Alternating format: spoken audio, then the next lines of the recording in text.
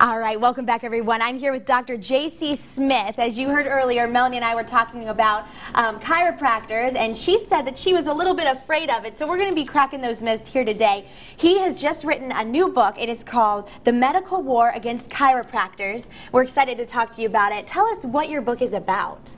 Well, the subtitle is From Persecution to Vindication. Most people don't realize, but in the first half of the last century, 12,000 chiropractors were arrested over 15,000 times for supposedly practicing medicine without a license, which was untrue because they were practicing chiropractic, manipulation of the spine. It's not a new art. Actually, it goes back 3,000 years to the great Egyptian physician Imhotep. Remember him? No, of course. Yes. Well, he and many others have written about spinal manipulation. Leonardo da Vinci. In 1510, in medieval Europe, they coined the phrase bone setters. Those people came to America in the early days and continued with the art. But it wasn't until Dr. Palmer in 1895, the first chiropractor, put the science behind it. That's the thing. They were doing this art, getting great results, but no one could explain why. So he basically explained it in neurophysiological terms, how the nerve system controls functions of the body. And of course, he was immediately at loggerheads with the medical society because their big claim to fame was the germ theory. Everything was caused by germs. Okay. Well, we know that's not true today because heart disease, cancer, diabetes, nothing germs. But he was saying it had to do with altered neurophysiology, and obviously by adjusting the spine, you could help influence that.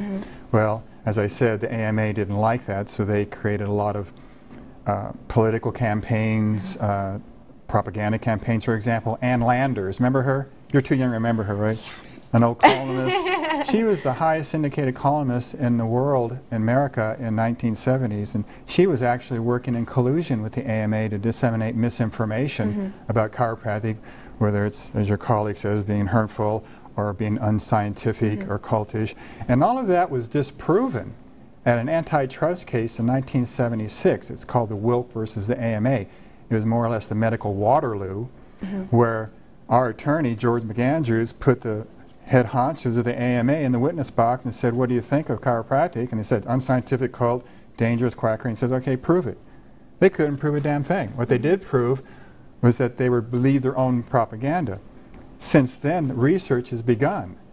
And every bit of research that has been done shows that for the common mechanical back pain, which is 80% of back pain, that manipulation, distraction, any kind of hands-on therapy works best.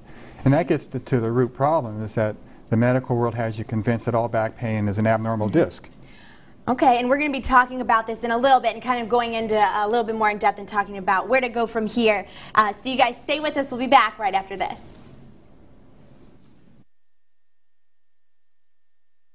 It's okay, he's going to do this, and that means to go ahead and like wrap it up, and then we'll come back. Okay. Gonna go Chris outside. All right, welcome back everyone. I'm here with Dr. J.C. Smith. He's a chiropractor, and he just has written a new book. It's called The Medical War Against Chiropractors. And I was just telling you, I've only heard good things about chiropractic work, and but you were saying that there is. Do you think that this is more of in the world, in the medical or the healthcare world, that this is going on, or what are your thoughts on that? Well, the problem is that the AMA was once described by Harper's Magazine as the most terrifying trade association on earth. They have, in effect, created a monopoly. That's why we have this monolithic medical crisis we're in now. And then we are a competitor, and they've done everything they could to diminish competition, which is through slander, political skullduggery, I mean, anything they could. And what was interesting, though, as I mentioned before, when the research actually started on spinal care, back pain, right up here at Emory University, Dr. Scott Bowden, a very famous orthopedic researcher, in 1990, that's 22 years ago, did the original MRI studies on people with and without back pain. And in both cases, he found herniated and degenerated discs, which is what the medical explanation is: back pain is caused by disc problems. Yet he found those in people with no back pain. And he said, what gives? Well, now, a few years later, it's been determined that a disc is not a diagnosis. It is a secondary clinical finding. So anyone who's being told you have a herniated disc, you need surgery, they're not getting the full scoop. To understand it better, I brought a little model. Oh, great, yes, sure. Here's a herniated disc. See this red bulge? It's like a sprained ankle, the cartilage swells. But that's a secondary problem. Okay. A cartilage is just a shock absorber. It's not muscle, it doesn't move. It just shocks from the spine, cushions it. But the problem is when the vertebra joints misalign. That sets up a domino effect. The joints misalign, then it causes the disc to swell, the nerve to hit, and then you have the radiating nerve. So we look for those, but the big thing is how are you misaligned?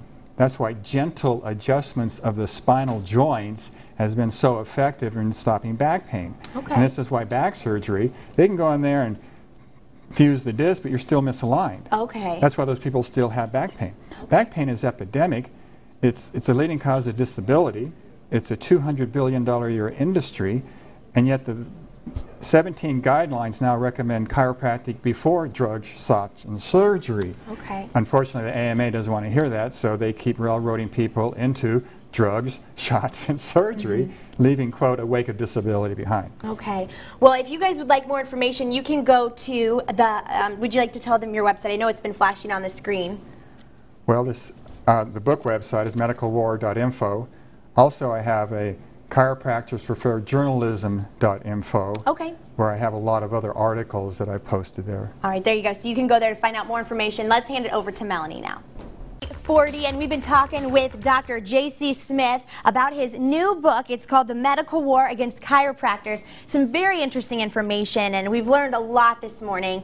But I have to ask you why you're here. People who crack their necks or crack their backs, we had a special request for this question for you. Is that a bad thing, you know, doing this and all that? People do all kinds of crazy things. What are your thoughts? Well, first of all, crack is a bad choice of words. Okay. All right. We gently adjust spinal joints, of which there's 137 in the spine. So people do get misalignments. We call them vertebral subluxations. That's the old historic term. And yes, when you adjust them gently and specifically like we do, you get relief. When you do these gross self-adjustments, you tear ligaments and make it more unstable, which creates a degenerative process later in life.